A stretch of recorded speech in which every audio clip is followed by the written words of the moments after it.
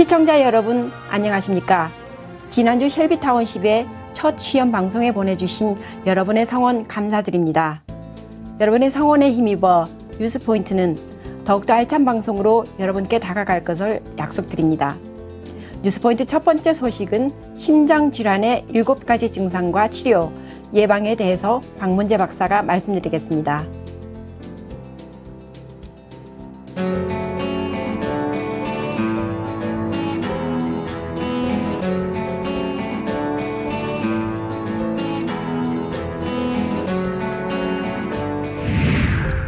안녕하십니까. 박문재입니다. 오늘은 제가 심장에 관한 얘기를 하고 싶습니다.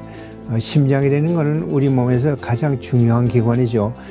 예를 들면 자동차 경우에 엔진과 같은 역할을 해가지고 우리 몸의 생명을 유지하는 중요한 기관인데 그 기관의 심장기관의 질환이 대개 3가지 종류가 있습니다. 하나는 심장의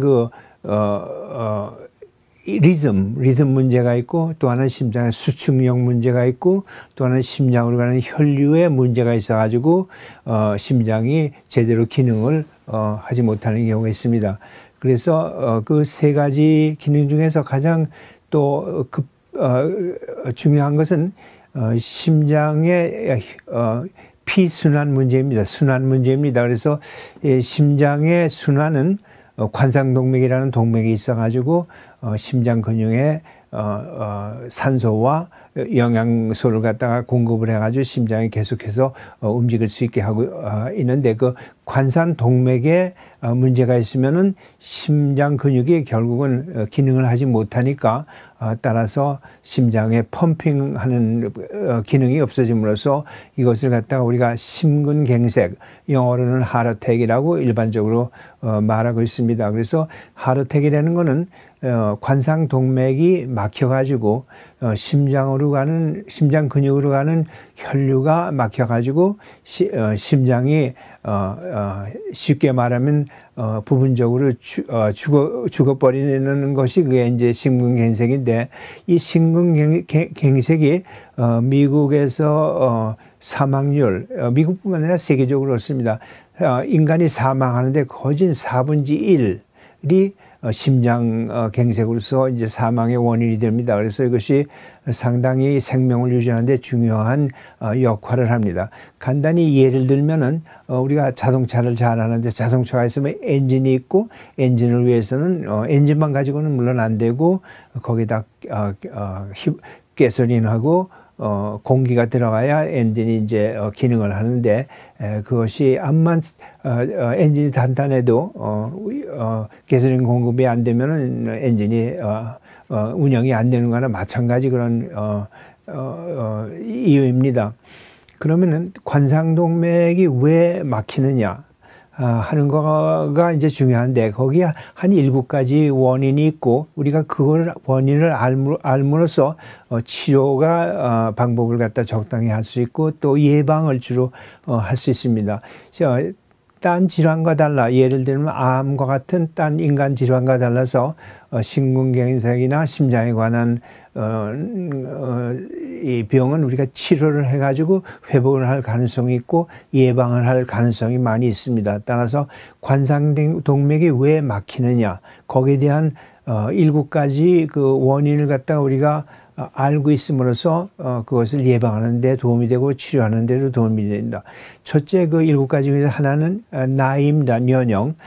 나이가 많으면은 많으실수록 이건 뭐 상식적인 거지만 동맥경화증이 오고 굳어지고 동맥이 막히고 해서 연령하고 관계가 있는 거고, 둘째는 고혈압입니다. 혈압이 높으면은 동맥이 굳어집니다. 그래서 고혈압은 우리가 치료할 수 있는 거지만 그걸 치료를 제대로 못하면은 관상동맥, 동맥경화증이 오는 거고, 셋째는 우리가 잘 알고 있다시피 당뇨입니다. 당이 높으면은, 당뇨가 있어가지고 당이 높으면은 동맥경화증이 옵니다. 이제 그 당이 어떻게, 높은 당이 동맥을 굳게 만드느냐에 대해서는 여러 가지 의론이 있지만 그것은 확실히 알려져 있는 사실입니다. 그 다음에 넷째 번은 콜레스테롤이 있습니다. 콜레스테롤 여러분이 아시겠지만 콜레스테롤이 높아지면은 그 콜레스테롤이 관상동맥벽에 침착을 해가지고 동맥경화증을 일으킨과 동시에 협착증을 일으킵니다. 그래서 혈액의 정상적인 혈류를 갖다서는 방지하게 못하게 되어 있습니다. 또 하나는 운동 부족입니다. 운동을 우리가 주기적으로 하고 심한 운동을 안 한다 하더라도 운동을 주기적으로 하는 사람들은 심장에 단련이 되어 있기 때문에 근육의 유통이라든가 우리가 상식적으로 생각해도 그렇겠지만 혈류의 유통이 잘 되고 해서 주기적인 운동 부족이 있으면 문제가 될 수 있습니다. 또 하나 우리가 특히 우리 한국 사람들이 조심해야 할 것은 흡연입니다.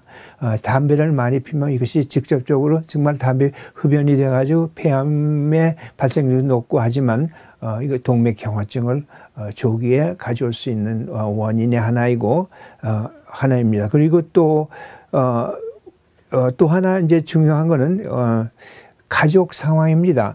유전은 아니지만 심장 관상동맥경화증이 많이 오는 집안에서 태어난 사람들은 역사적으로 가족 역사상에서 문제가 있어가지고 관상동맥경화증이 조기 올 수 있습니다. 한 가지 또 하나 문제가 되는 음주 문제인데 술 마시는 문제, 음주 문제는 여러 가지 의론이 분분합니다. 물론 과음을 하고 하면은 문제가 되고 관상동맥증에 문제가 있고 하지만은 예를 들면 레드 와인을 하루에 한 잔씩 마시면은 오히려 순환에 관상동맥 순환에 도움이 된다 이런 과학적인 증거도 있긴 있습니다.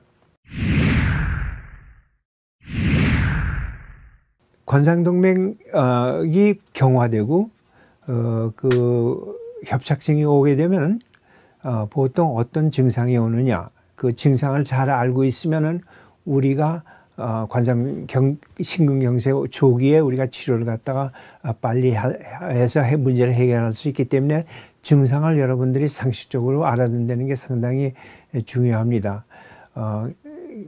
관상동맥 협착증이 오면은 가슴이 뻐근해집니다. 가슴이 아픈 게 아니라 압박감을 느끼게 됩니다. 특히 무슨 일을 한다거나 운동을 한다거나 층층대를 빨리 올라갔다 내려갔다 할 때거나 몸이 운동을 할 때 협심증이랍니다. 얘기합니다. 이거죠. 협심이 영어로 얘기하면 엔자이나라고 얘기하는데 엔자이나 가지고 왼쪽 가슴 특히 뻐근해지면서 그 통증이 따라서는 어깨로 올라갈 수 있고 목을 따라서 위로 올라갈 수도 있고 왼쪽 팔로 갈 수도 있습니다. 그래서 이러한 일이 있으면은 이것이 협심증이다 이런 생각을 해가지고 빨리 거기에 대해서 진단을 받아야 하고 의사한테 찾아가서 이 문제를 해결하도록 노력을 해야 합니다.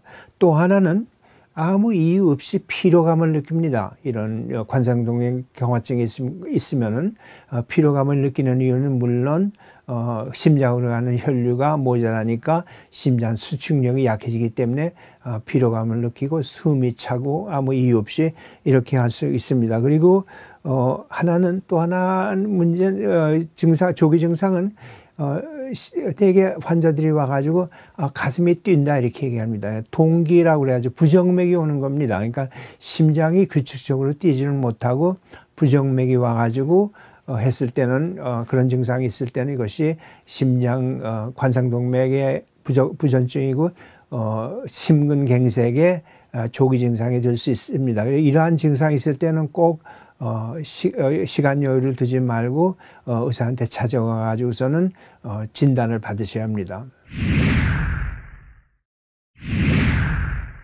다음 그러면 이러한 문제가 일어나기 심근경색이 일단 일어나면은 심장의 일부가 죽은 거나 마찬가지이기 때문에 그러기 전에 우리가 예방을 해야 합니다. 그리고 딴 질환에 비해 가지고 심장 질환은 우리가 예방을 갖다가 할 수 있는 가능성이 있는 질환입니다. 아까 말씀드린 대로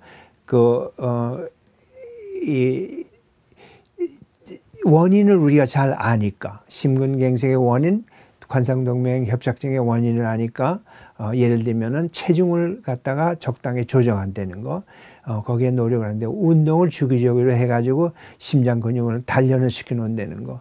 또 콜레스테롤 음식을 피하고 만약에 콜레스테롤이 높으면 약을 먹어서라도 콜레스테롤 혈내 콜레스테롤 농도를 줄여야 한다는 거. 그 다음에 당뇨가 있으신 분들은 특히 당뇨 컨트롤을 잘해가지고 당을 약을 먹거나 주사를 맞거나 해가지고 당의 레벨, 혈액 내의 당의 레벨을 갖다 정상으로 유지해 준다는 게 필요하고, 또 아까도 말씀드렸지만 흡연이야 우리가 컨트롤할 수 있는 거니까 담배 피시는 분들은 이것을 갖다가서 끊도록 미리 준비를 하고 이렇게 함으로써 이런 원인을 갖다가 우리가 조기에 발견하고 컨트롤함으로써 예방을 하는 것이 굉장히 중요한 치료 방법의 하나가 되고 있습니다. 그 다음에 이제 이러한 증상이 있고, 협심증의 증상이 있고, 예방에 한다 하더라도 우리가 진단을 제대로 받고 주기적으로 심장 테스트를 해가지고 이상이 있으면 조기 발견을 해가지고 하는데, 진단하는 방법이 그럼 어떤 방법이 있느냐면 제일 흔한 방법은 심전도라고 합니다. 영어로 EKG라고 하는데, 심전도를 함으로써 그 심전도의 그 모양을 봄으로써 우리가 그 환자가 관상동맥 부전증에 가까워지고 있느냐 알 수 있고, 물론 심근경색이 일단 오면은 심전도를 해보면 급한 급성 변화가 나와 있기 때문에 우리가 진단을 매길 수 있습니다. 그 다음에 또 하나 진단 방법의 하나는 스트레스 테스트라고 해가지고 운동을 합니다. 트레드밀을 올라타가지고 의사의 감독 밑에서 심전도를 하면서 운동을 해가지고 심장에 부하를 주어가지고 심장 맥박수를 증가시키고 해서 심장의 활동을 증가시켜가지고 심전도에 어떤 변화가 오느냐를 미리 알아가지고 관상동맥에 어느 정도 협착증이 와 있다는 것을 우리가 알 수 있습니다.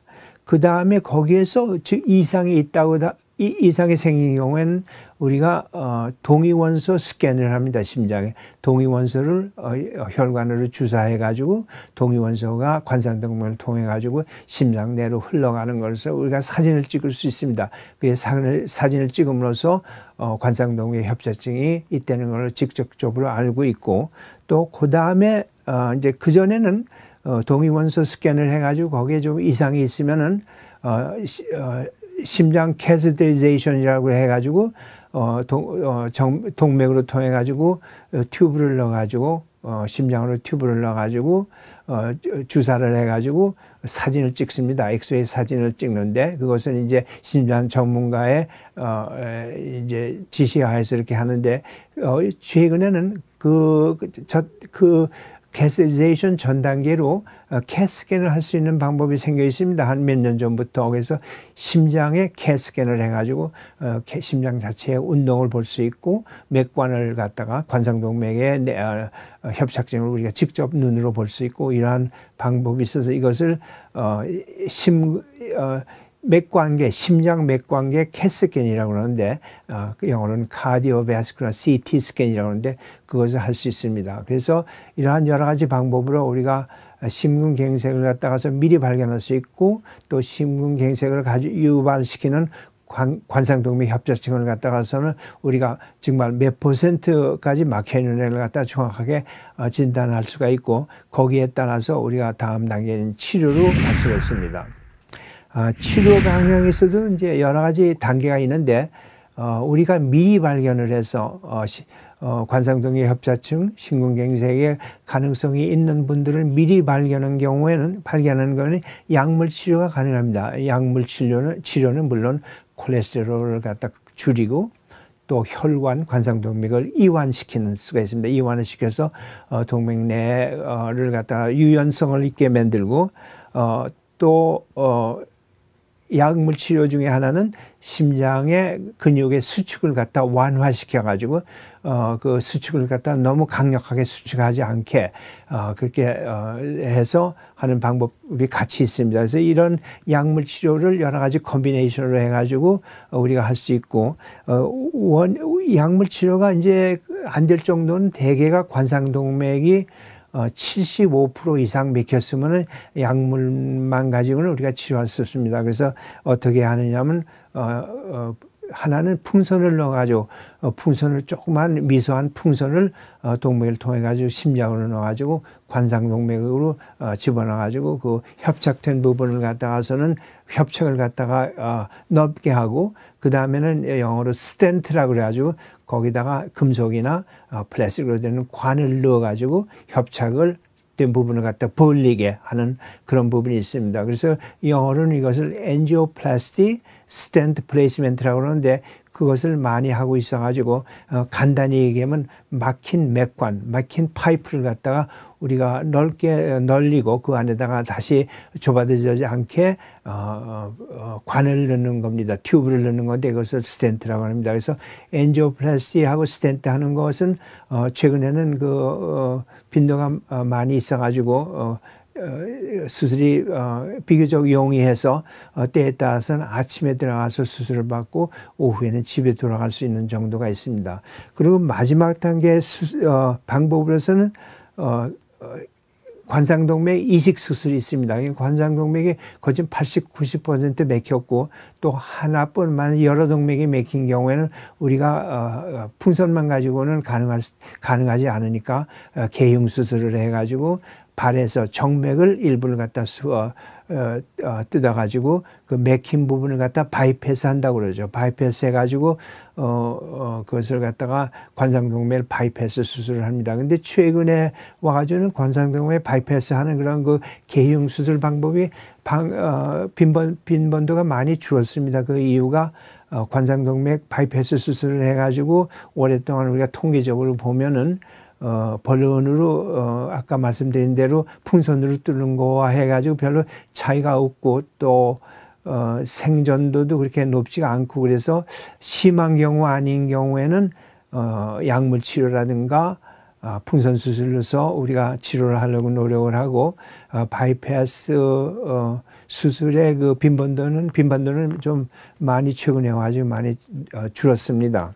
그래서 간단히 얘기하면 이 심장이라는 걸 우리 몸에서 참 제일 중요한 기관이고 그 심장의 정상한 기능을 위해서는 제일 중요한 것이 혈액 융통을 갖다가서는 혈액의 유통을 갖다가 유지해 주는 건데 그것이 관상동맥인데 관상동맥이 협착증을 방지하기 위해서는 아까 말씀드린 대로 여러 가지 예방 방법이 있습니다. 나이라든가 가족 역사에 있을 때 거기에 대한 고려를 해가지고 빈번히 신체 검사를 한다는 거, 콜레스테롤이 높은 분들은 이것을 줄여야 한다는 거, 혈압이 높으신 분들은 혈압을 내려야 한다는 거.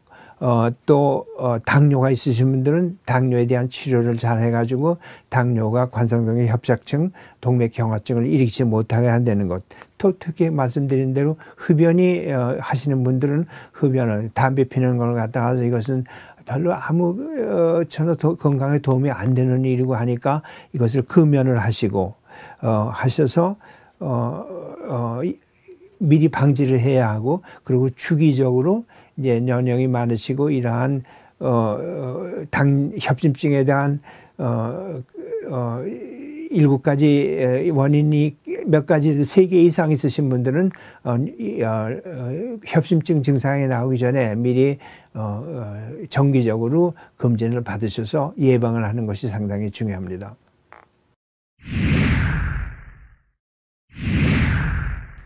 지금 관상동맥 협착증 또 심근경색에 대해서 말씀을 드렸는데 여기 좋은 그림이 있습니다. 그림을 봄으로써 여러분들의 이해가 촉진되리라고 생각해서 그림을 가지고 좀 다시 설명을 좀 하겠습니다.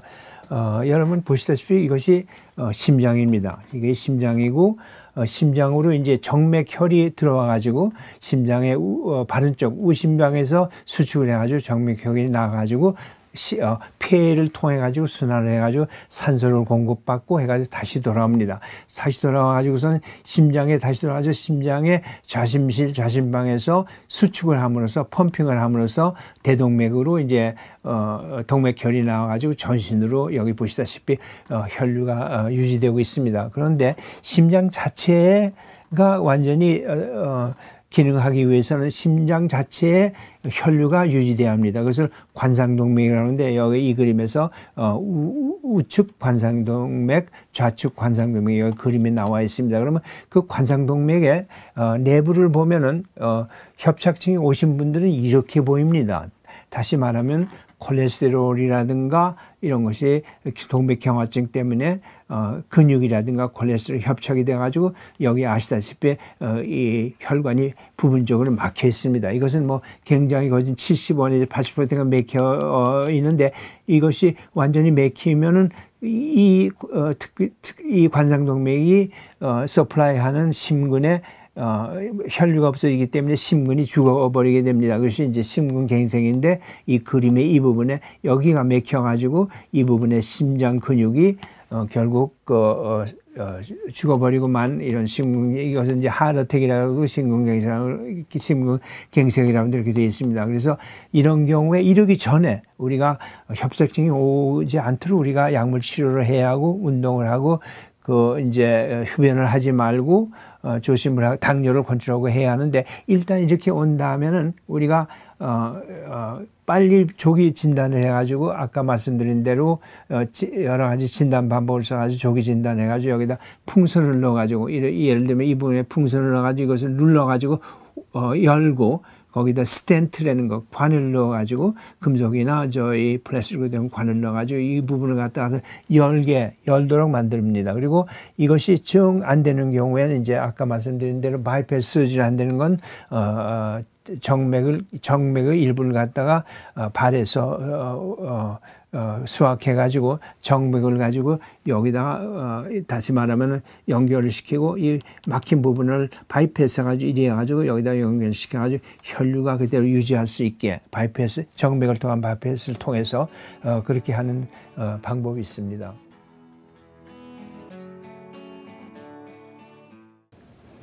다음은 뉴스 리포터 제이콥 신이 미국 남북전쟁 재현을 그린필드 빌리지에서 취재했습니다. 함께 보시겠습니다. Hello everyone, I'm Jacob Shin. Right now I'm standing in the Greenfield Villages in Dearborn. Today there will be a Civil War demonstration as we honor the veterans who fought and died to keep our freedom. You can see a collection of military reenactments such as marching and drill practices, bayonet drills, cavalry demonstrations, and artillery firing demonstrations. Let's take a look.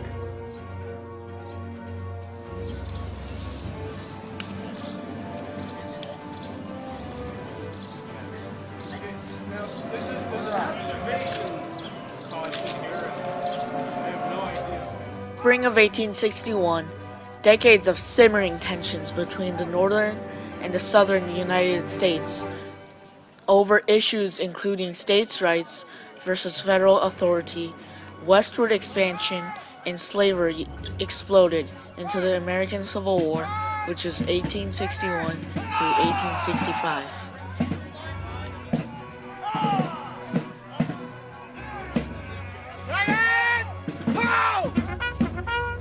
Four years of brutal conflict were marked by historic battles at Bull Run, Antietam, Chancellorsville, Gettysburg, and Vicksburg, among others.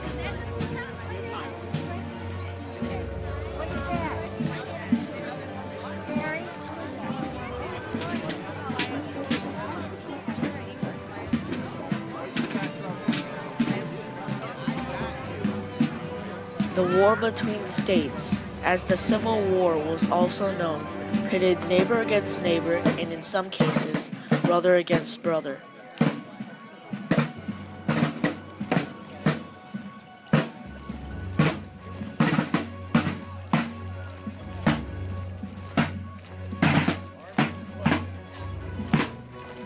By the time it ended in Confederate surrender in 1865, The Civil War proved to be the costliest war ever fought on American soil, with some 620,000 of 2.4 million soldiers killed, millions more injured, and the population and the territory of the South devastated.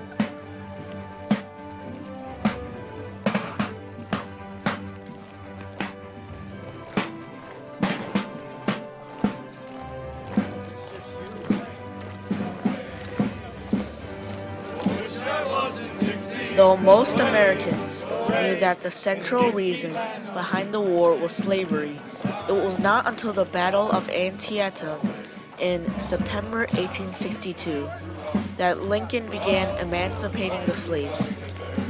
On January the 1st, 1863, Abraham Lincoln issued his Emancipation Proclamation, freeing all slaves in captured Confederate territory. From that point on, the war officially became one over the issue of slavery. Still, it was not until after the war, in December 1865, that the 13th Amendment was ratified, finally freeing all slaves in America. That will show you how they maneuvered on the road and then eventually in battle. Okay, they've gone to the trot. In movies, you always see the horses at a full gallop. Well, horses are like us. They get mind artillery too much because it's a little more like thunder. Economically, the war was a boon for the North and a disaster for the South. The North began the war with several advantages: more men, more money, more industrial power, and an extensive railroad system. And by the end of the war, the North continued to dominate economically, while the ravaged South struggled to recover economically and psychologically from the devastation of the war.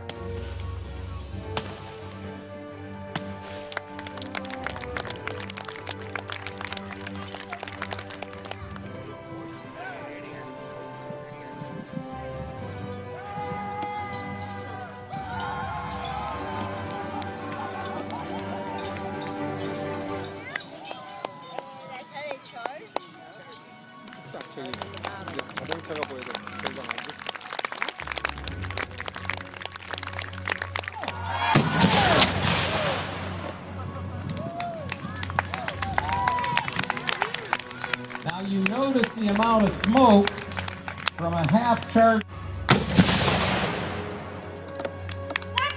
Gun number 2, ready to fire.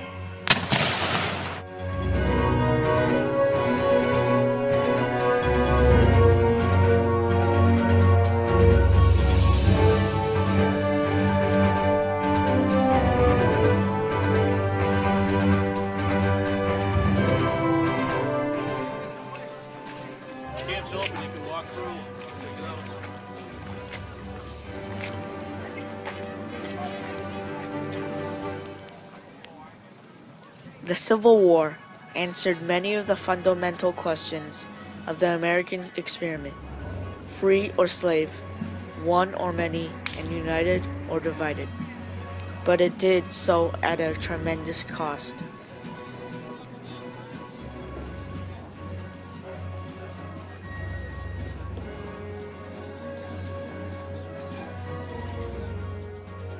Now, the event is held every year around Memorial Weekend and lasts until Memorial Day.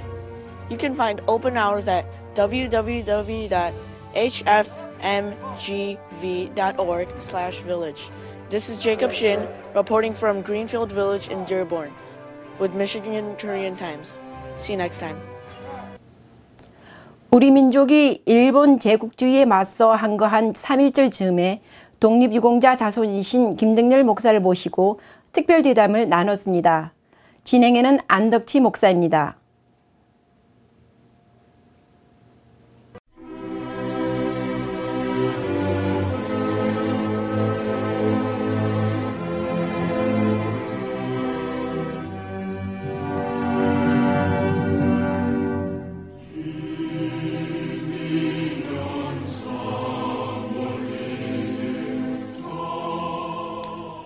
안녕하십니까.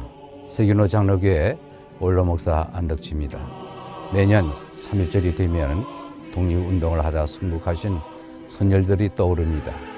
미시간에도 독립유공자 가족들이 많이 살고 계신 줄 압니다. 특별히 김등열 목사님의 삼촌 되시는 김명하 씨는 독립운동으로 90대의 태양을 맞고 젊은 나이에 세상을 떠나셨습니다. 이러한 사실은 우리 후손들이 절대 잊지 말아야 할 역사의 한 부분입니다. 그 역사를 이제는 우리 젊은 세대에 재조명하고 순국 청년의 얼을 되새기길 바라는 그 마음에서 이 프로그램을 준비했습니다.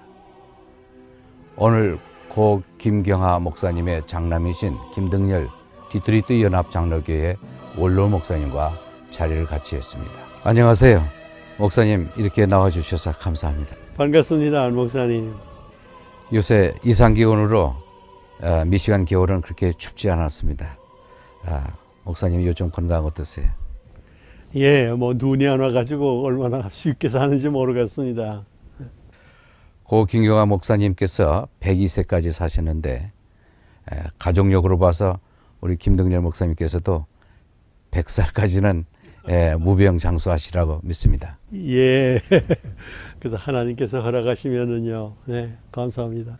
김 목사님은 연세대학교에 1964년부터 1971년까지 신학대학 종교교육학 교수 겸 교목으로 봉직하시다가 미국으로 오셨습니다. 1967년에 황관일 목사님께서 미시간의 최초의 한인교회를 개척하시고 1971년도에 지금의 디트로이트 연합 장로교회를 정식 장로교로 김등열 목사님께서 등록하셨습니다. 미국 목회를 결심하게 된 그 배경과 동기는 무엇인지 말씀해 주시죠. 예, 그래서 간단히 말씀드리면은 제가 연세대학교 교수로 7년을 근속하면은 그 교수 내규 가운데 1년 동안 안식년 연구를 받을 수 있습니다. 제가 71년 3월 학기부터 그 안식년 연구를 받을 수 있어서요. 그래서 그때 시카고에 있는 메커미 신학교에 와가지고 연구하면서 그때 여기 이제 말씀하신 황관일 목사님 그분께서 1967년부터 70년 말까지 심우하시고 임기가 맞춰서 후임 목사님으로 이제 개동춘 목사님이 오시기로 되어 있었는데 그분이 무슨 사정으로 못 오셔가지고 지금 강단에 공반이 있게 됐습니다. 근데 제가 이제 그 3월 28일부터 강단에 서가지고 그 다음에 그 웨스트민스터 교회 디트로이트 한인연합교회가 빌려 쓰고 있는 그 차플의 주인 되는 교회 하위 목사님을 인사 찾아갔어요. 그 말씀하는 가운데 하위 목사님께서 디트로이트 한인연합교회는 교회라기보다도 동족 친목 단체로 우리는 간주합니다. 그러니까 지금 같이 있으려면은 자리를 비워주시고 나가주십시오. 전 놀랐습니다. 그래서 아니 그러면은 물론 교회가 교회되게 하는 거 교회의 으뜸되는 사명이지만은 하위 목사님 생각에 어떻게 하면은 우리 디트로이트 한인연합교회가 교회다운 교회가 되려고 생각하십니까? 그랬더니 그분 말씀이 장로교회나 감리교회든지 어떻든 제대로 된 교파에 속해서 신앙 고백도 가지고 그 헌장 따라가지고 교회가 운영돼야죠. 지금식으로 그저 하나의 커뮤니티 처치로 있어가지고는 우리로서는 하나의 그 에스닉 애소시에이션 동족 집단으로밖에 생각이 되지 않습니다. 지금식으로 하려면은 우리 시설에선 나가 주십시오. 그런 얘기를 들었어요. 이런 충격적인 일이 있어가지고 제가 그 디트로이트 한인연합교회 운영위원들에게 그 얘기를 했더니 그분들이 그러면은 우리가 미국 장로교회에 대해서 좀 알아보면 좋겠습니다. 그래 프렌 넥이라고 하는 디트로이트 노회 총무가 와가지고 미국 장로교회에 대해서 북 오브 오더 헌장이라든지 신앙 고백을 이제 우리 운영위원들에게 세미나를 했어요. 그 결과 이제 1971년 10월 3일 날 정식으로 디트로이트 한인연합교회가 디트로이트 노회에 속하게 된 겁니다. 우리 김 목사님 자녀 중에 한인연합장로교회 김종대 장로님은 올해 10년째를 맞는 한인문화회관과 한인회에 크게 기여하고 있다고 들었습니다. 예, 그 하나님의 은혜로 교회 봉사도 그 충성스럽게 하고 또 지역사회 봉사도 그 힘껏 하고 있어서 그것을 큰 기쁨으로 생각하고 있습니다. 미시간에 독립유공자 가족이 많이 살고 계신 걸로 알고 있습니다. 해마다 이 3.1절이 돌아오면 제일 먼저 떠오르는 것이 무엇이겠습니까? 네, 뭐 제가 이거 지금 달고 있습니다만은 이거는 제 삼촌 19살에 그 평양북도 강계 영실중학교 4학년 때 그 1919년 4월 8일 날 강계 독립운동에 앞장서서 이제 그 준비도 미리 하고 또 선두에 서서 시위도 한 제 삼촌을 기념하였는 겁니다. 이건 여기 있습니다만은 노태우 대통령께서 1991년 8월 15일 날 제 삼촌 그 19살에 순국하신 김용하 제 삼촌님께 드린 건국훈장 애국장의 그 약장이에요. 그래서 제가 제 삼촌님을 생각해 가지고 오늘 이걸 달고 왔습니다. 여기에 있는 이거는 박정희 대통령께서 제 삼촌 김용하 그 애국지사에게 대통령 표창장을 1977년 12월 13일 날 여기가 하사했습니다. 저 옆에 있는 것은 제 아버님 전두환 대통령이 1983년 대통령 표창을 했고 또 중간에 있는 것은 1992년 어떻게 됩니까? 90년 12월 11일 날 노태우 대통령께서 제 아버님에게 이 건국훈장 애족장을 했어요. 이건 애국장이고 제 아버님은 한 단계 낮은 애족장입니다. 그래서 얘기가 좀 깁니다만은 1919년 1919년 3월 1일 날 그 서울에서 시작된 그 3.1 기념 독립운동이 평양부터 그 강계에 들어가기 위해서는 적어도 한 달 이상 시간이 걸렸습니다. 그때 강계에서 평양 나오려고 할 것 같으면은 교통수단이 군우리까지는 걸어서 500리를 나와서야 됐어요. 그러고서는 이제 군우리에서 평양까지는 이제 기차가 있는데 군우리에서 안주까지 경편 철도를 타고 거기서 이제 경의선 차 타고 오는 그런 입장입니다. 그 늦은 이유는 독립선언서가 그 강계에 들어온 거의 4월 8일 날이에요. 그럼 그 전까지 제 부친이 그때 영실중학교 교사로 있었습니다. 그분은 1914년 영실중학교를 졸업하고 14년부터 18년까지는 평양숭실대학에 나와가지고 거기서 졸업을 했어요. 졸업하자마자 자기 모교에 가가지고 학교 교사로 있었습니다. 그 다음에 이제 그 1919년 그 3.1 독립운동이 시작이 됐는데 그때 교사로서 혼자 하지 않고 한복민 씨라고 거기에 그 이 명신소학교 학감으로 있는 분 친구하고 또 정준 선생 이 세 사람이 동지가 되어가지고서 거설해가지고 그 지방에 있는 그 각계 대표 21명을 이제 다 함께 모여가지고서는 그 장날이 1904월 8일이 장날이에요. 그 지방에서 모여있는 사람들하고 영실학교 학생들 한 2천여 명이 모여가지고서는 독립만세 시위를 했습니다. 일제치하의 당시에 우리 김 목사님은 나이가 어리셨을 텐데 직접 경험했던 일 중에 한 가지를 좀 소개하실 수 있는지요? 뭐 경험이라고 한 거야 뭐 글쎄 어렵습니다만은 제 눈으로 똑똑히 본 거는 그때 일본 사람들은 우리 한국 사람들을 여러 가지 모양으로 박해를 하고 민족 정기를 말살하기 위해서 노력을 했습니다. 그때 우리 한인들은 백이 민족이라고 그러지 않습니까? 흰옷을 입기를 좋아했고 그건 일종의 민족의 정체성을 이제 그 과시하는 건데 장날이 될 것 같으면은 지방에 계시는 그 할아버지 할머니들이 흰 옷을 잘 이렇게 다듬이질을 해가지고 입고서는 이제 장보러 다 들어와서요.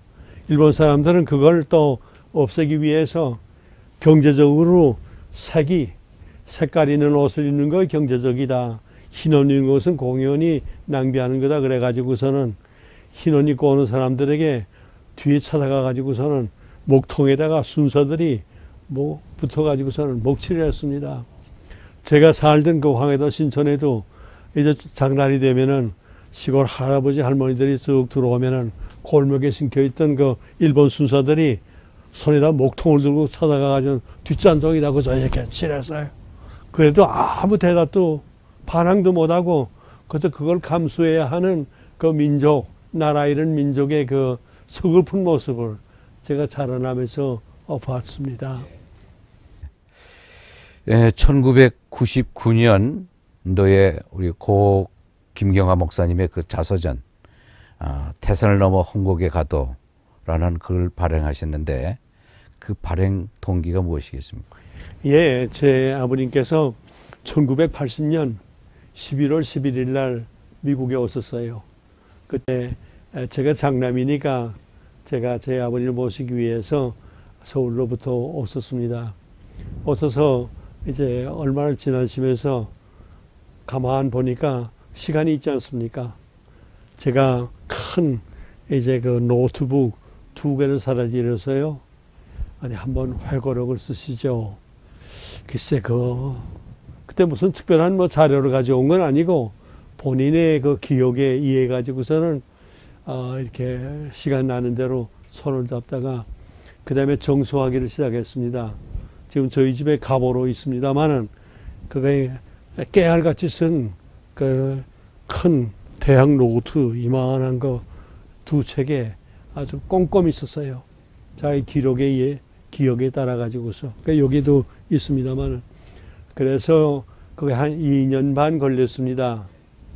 아마 생각 그때는 1982년 한 6월경에 이제 집필하기 시작해가지고 한 2년 지나서 한 5년, 1985년 말쯤 돼서는 이제 그거에 정서가 돼서요. 매번 벗어가지고 정정도 하시고 그러고서는 이제 말씀하시기를 이거 앞으로 책이 될 만할 것 같으면은 자기가 떠나신 후에 발간하면 좋겠다. 하고서 저기 이제 맡기셨어요. 네, 그리고 이제 제 아버님께서 1996년 10월 29일 날 소천하셨습니다. 서울에서 서울 보훈병원에 입원 중에 계시다가 그래가지고 이제 그 3주기가 될 적에 그러니까 제 아버님께서 소천하신 후에 제가 그 원고를 제 나름대로 컴퓨터 워드 프로세서를 해가지고서는 책이 되게 했죠.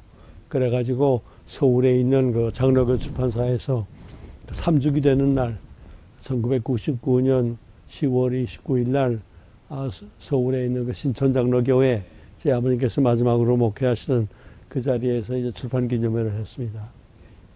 한국에서 친일파 명단 공개에 대한 의견이 상당히 분분했습니다.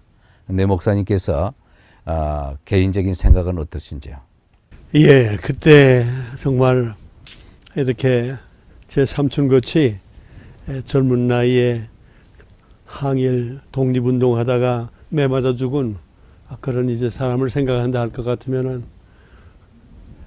당시에 또 일본에 아부해가지고 협력해가지고 나라를 판 그런 사람들에 대해서는 그건 응정 역사가 심판해야 된다고 생각합니다. 그러나 그때 그 많은 사람들의 형편이 사실 그 친일이라고 하기보다도 그저 거기에 살다 보니까 그런 사람도 많이 있었을 거예요. 그러니까 그걸 옥석을 갈려가지고서 정말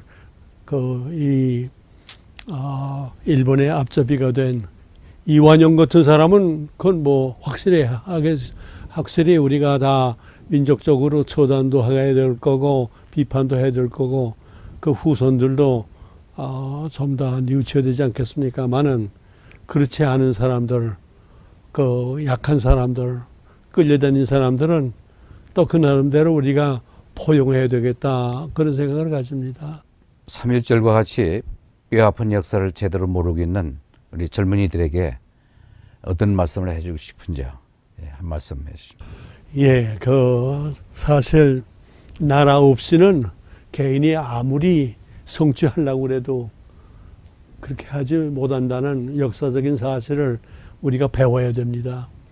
3.1 독립운동이 일어나지 않고 또 그것 때문에 결국 우리가 아직도 일본의 식민지가 됐다 할 것 같으면 어떻게 한강에 기적이 생기고 오늘 같은 번영된 한국이 있을 수 있겠습니까?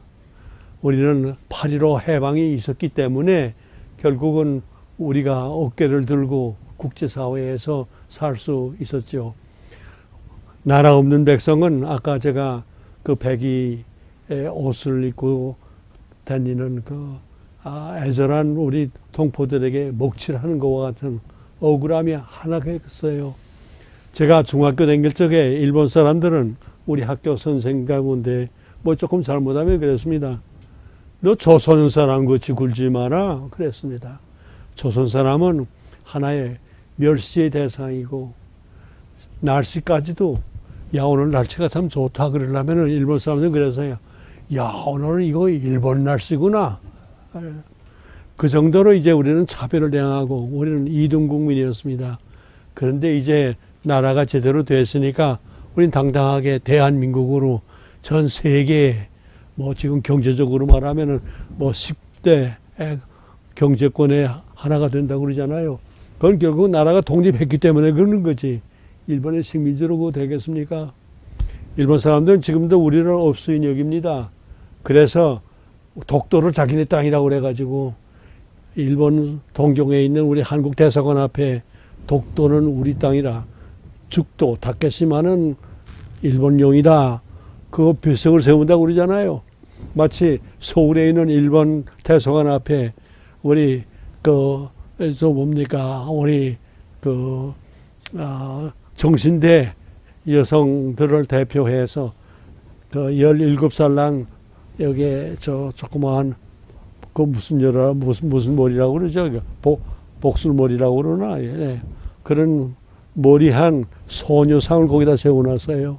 너희들이 1940년대 일본 총동원령을 해가지고서 이렇게 어린 아이들을 다 데려다가 너희 노예를 삼고 너희 그 군인들의 위안부로 삼았다고 그걸 아직 그 사람들을 부인하지 않아요. 그래 그 사람들을 지금 벌써 1000번 거기에 매 수요일마다 집회를 했는데 일본 사람 지금도 너나 끔뻑하지 않고 그런 일이 없었다고 그래요. 그러니까 거기에 그 소녀의 동상을 매겨 세웠습니다. 마찬가지로 일본 사람들은 너 그래 그러면 우리 독도를 그 다케시마는 우리 거다. 그걸 지금 세웠다고 그러는데 그만치 이 사람들은 아직도 호시탐탐 우리를 업수인 여기고 그래요. 우리가 독립하지 않았으면은 지금 그 사람들이 우리를 얼마나 더 업수인 여기고 우리를 막았겠습니까? 우리가 지금 뭘 다 잘할 수 있는 거는 자주 독립했기 때문에 그렇습니다. 이거 제 삼촌이 죽었기 때문에 나라가 살았고 또 우리 국민들이 이런 정신으로 나갔기 때문에 오늘이 있다고 생각합니다. 그런 의미에서 민족 정기를 가지고 다시는 종의 몽이를 믿지 않아야 된다. 저는 그렇게 생각합니다. 그런 1919년 3.1운동이 생겼을 적에 강계에 있는 영실중학교 4학년 졸업반 학생이었습니다. 제 아버님은 그 학교 선생으로서 3.1운동을 거기서 주도하셨어요. 그래 이제 그 한복민, 정준 이 세 분과 더불어 이제 거사를 해가지고 지방 유지들을 다 동원해가지고서 2,000명이 모인 그 시비가 됐는데 그때 이 김영하 제 삼촌은 그 영실학교 4학년 학생이었습니다. 그래서 좀 3월 1일 날 하지 못하고 그 독립선언서가 들어오길 기다려가지고 4월 8일 날까지 기다리는 동안에 이 학교에서 아니 그 다른 동네에서는 지금 다 이렇게 골기했는데 우리는 왜 못합니까? 그 조회 시간에 이제 제 삼촌이 물었다고 그랬어요. 그러니까 그때 제 아버님께서 조용한 음성으로 다 어른들이 지금 하고 있는 중인데 다만 그 선언서가 들어오질 않았다고. 그때까지 좀 조용히 기다려달라고 그러니까 그때 제 삼촌이 그러면 우리는 그날을 준비하기 위해서 태극기라든지 선언서 같은 걸 준비하겠습니다. 그래가지고 김성환하고 제 아버님의 바로 밑에 있는 두 번째 삼촌이 그때 그 사업을 하고 있었어요. 그의 안방에 모여가지고서는 이제 태극기 2,000장을 그리고 말씀해요. 거기다가 손잡이 쌀이채로 거기 손잡이를 붙여가지고 계란꾸러미 같이 이것을 다 해서 20그릇을 맹길어 가지고서는 요소요소에 숨겨뒀다가 그 4월 8일 날 선언서를 얻어가지고서는 독립 그 거사를 했습니다. 그 다음에 이제 잡혀가 가지고 신의주 재판소에 갔는데 그때 제 아버님은 2년 6개월 동안 이제 징역형을 받았어요. 어른들은 다 그렇게 받았습니다. 그런데 제 삼촌 김영하 그 학생 6명이 함께 잡혀갔습니다마는 학생들에게는 나이가 어리다 그래가지고 징역형 대신에 태형, 볼기 때리는 태형 90도를 사흘에 나눠서 맞게 했어요. 그래 그 김영하 제 삼촌도 사흘에 나눠가지고서는 90도의 태형을 맞았습니다. 그 장독으로 인해 가지고 선천에 있는 미동병원, 서울로 말하면 세브란스 병원입니다만은 선기병원에 입원해 가지고 나흘 만에 그걸로 순국했어요. 또 함께 죽은 사람 가운데 탁창국이라는 학생도 같이 가서 그분은 이틀 만에 죽었습니다. 강계사 학생이 6명이 잡혀가가지고 둘이 매맞아 죽었어요. 그분들의 그 정말 피로 인해서 우리나라가 독립을 한 겁니다. 오늘날 젊은이들도 나라 사랑 위해서는 목숨을 바치는 그런 그 의기가 있고 용기가 있고 애국심이 마땅히 있어야 된다고 생각합니다. 나라 없이는 개인의 성공이 있을 수 없고 국가의 번영이 있을 수 없습니다. 오늘 이 3.1절 93년 3회를 기념하면서 이와 같은 애국정신이 젊은이들에게 환기되기를 바랍니다. 목사님 오늘 좋은 말씀 해주셔서 감사합니다. 오늘 독립유공자이신 김등열 목사님과 함께 3.1운동 정신을 되새기고 쇠퇴해가는 역사의식을 다시금 고취시키는 뜻깊은 시간이 되었습니다. 일제치하의 우리 독립 열사와 가족들은 온갖 고초를 다 겪어야 했습니다. 그들이 있었기에 21세기에 우리가 행복한 생활을 할 수 있다고 생각합니다. 일제의 압박에 맞서 부단히 일어섰던 우리 선조들의 용감한 기상을 우리 젊은이들이 배워야 할 것입니다. 경제적으로 어려운 이때에 서로 힘을 합해 도우고 뜻을 같이 3.1운동의 위대한 정신을 계승해 나가야겠습니다. 시청자 여러분 대단히 감사합니다.